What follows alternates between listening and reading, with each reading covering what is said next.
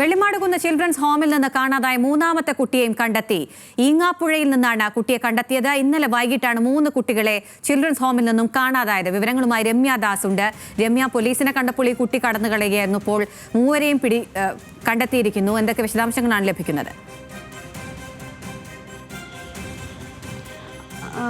അഖില, ഇപ്പോൾ ഈ കഴിഞ്ഞ ദിവസം ഇന്നലെ വൈകിട്ടോടുകൂടി ഏകദേശം 7 മണിയോട് കൂടിയിട്ടാണ് കോഴിക്കോട്ടെ ചിൽഡ്രൻസ് ഹോമിൽ നിന്നും വെള്ളിമാടുകുന്നിലെ ചിൽഡ്രൻസ് ഹോമിൽ നിന്നും 3 കുട്ടികളെ 16 വയസ്സ് വീതം പ്രായമുള്ള 3 കുട്ടികളെ കാണാതായത്. ഇതിൽ 2 കുട്ടികളെ ഇന്നലെ രാത്രിയോടെ തന്നെ താമരശ്ശേരിയിൽ നിന്നും പോലീസിനെ കണ്ടെത്താൻ കഴിഞ്ഞിരുന്നു. ഇതിൽ മറ്റൊരു കുട്ടിക്ക് വേണ്ടിയുള്ള തിരച്ചിലും ഊർജിതമാക്കിയിരുന്നു. കാരണം പോലീസിനെ കണ്ടതോടെ ഈ കുട്ടി ഓടുകയായിരുന്നു.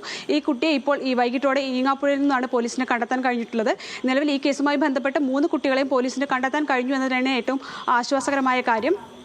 കാരണം ഇത്തരത്തിൽ ഈ ചിൽഡ്രൻസ് ഹോമിൽ നിന്ന് നിരവധി തവണയായി ഇത്തരത്തിൽ കുട്ടികൾ മിസ്സിംഗ് ആവുന്നുണ്ട്. കഴിഞ്ഞ ആഴ്ചയിലും ഇത്തരത്തിൽ 3 കുട്ടികളെ മിസ്സിംഗ് ആയിരുന്നു.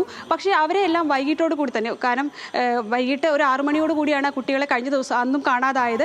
എന്നാൽ പുലർച്ചയോട് കൂടി തന്നെ ഈ 3 കുട്ടികളെയും കണ്ടെത്താൻ അന്ന് കഴിഞ്ഞിരുന്നു.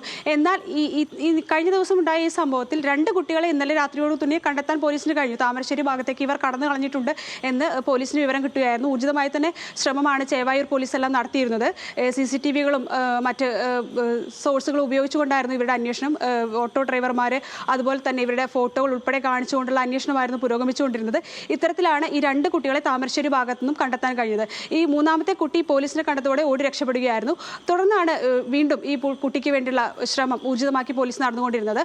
അങ്ങനെ ഇന്ന് വൈകിട്ടോടു കൂടിയാണ് ഈങ്ങാപ്പുഴയിൽ നിന്നും ഈ മൂന്നാമത്തെ കുട്ടിയെയും ഇപ്പോൾ കണ്ടെത്താൻ പോലീസിന് കഴിഞ്ഞിട്ടുള്ളത്.